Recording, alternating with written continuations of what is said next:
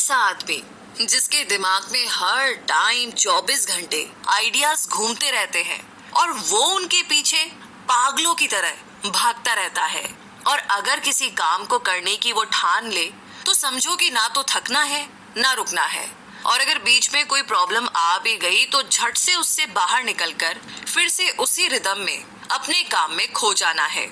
और इतना ही नहीं, जब इन महाशय को ये पता चला कि कुछ दिन में मतलब 2 से 3 दिन के अंदर दिवालिया होने वाला है, मतलब इनका सब कुछ खत्म होने वाला है, इस सिचुएशन में भी सरेंडर करने की बजाय या शांत रहने की बजाय आइडियाज, प्लानिंग, स्ट्रेटेजीज, ये उन सब पर काम कर रहे थे।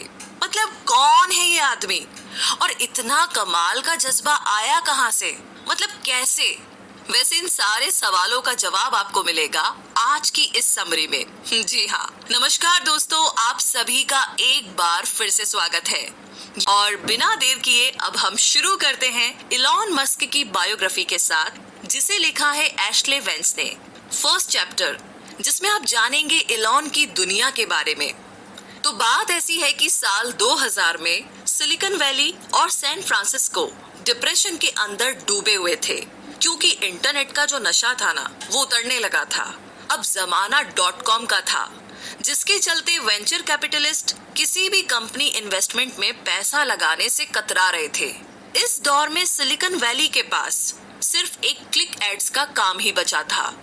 ट्विटर और फेसबुक ने अभी अभी पैर पसारने शुरू किए थे। तो कुछ लोगों का तो ये तक मानना था कि टेक्नोलॉजी की जो ये इंडस्ट्री है अब ठंडी पड़ चुकी है। दूसरी तरफ इलॉन मस्क भी इसी .com मेनिया का एक हिस्सा थे। अपनी कॉलेज की पढ़ाई खत्म करने के बाद उन्होंने Zip2 बनाया और $22 मिलियन कमाए। Zip2 गूगल मैप्स की ही तरह का एक सॉफ्टवेयर था। कॉम्पैक्ट ने Zip2 को 1999 में खरीदा था और मस्क ने इस कमाई को एक और स्टार्टअप X.com खोलने के लिए इन्वेस्ट किया, जो बाद में पेपाल बना।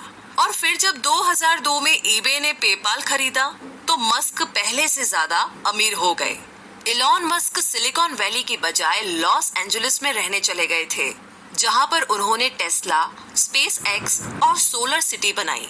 उनकी कंपनीज इलेक्ट्रिक कार्स, एरोस्पेस और सोलर इंडस्ट्रीज में लीड करती है। रॉकेट, इलेक्ट्रिक कार और सोलर पैनल बनाकर इलॉन मस्क ने फ्यूचर को बदल कर रख दिया। इलॉन की दुनिया में रियलिटी और साइंस फिक्शन मिलकर के एक हो गए हैं। तो इलॉन मस्क की बाकी की टेक्नोलॉजी मिलेनियर से हटकर है। उनका विजन ना बहुत बड़ा है। मस्क कहते हैं कि अगर हम कभी ना खत्म होने वाली एनर्जी का हल ढूंढ ले और मल्टी प्लैनेटरी स्पीशीज बनने की राह में तरक्की कर ले तो ये वाकई में ना बहुत बढ़िया बात होगी। आज मस्क की कंपनी में हजारों लोग काम करते हैं, जिसका नेट वर्थ $10 बिलियन है। और आगे सेकंड चैप्टर में जानेंगे कि इलॉन का सफर कैसा रहा अफ्रीका में।